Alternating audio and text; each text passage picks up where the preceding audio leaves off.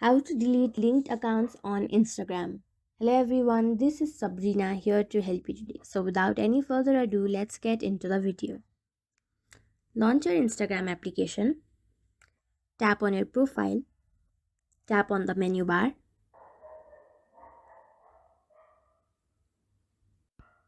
After that, go to Account Center, then go to Profiles. You will see all the profiles that are linked to your Instagram account.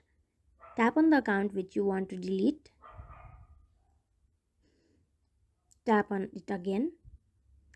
After that, you just have to unsync it, and so that is it. Thank you for watching this video. Make sure to like, share and subscribe to our YouTube channel. If you got any questions, comment them down and I'll catch you in the next one.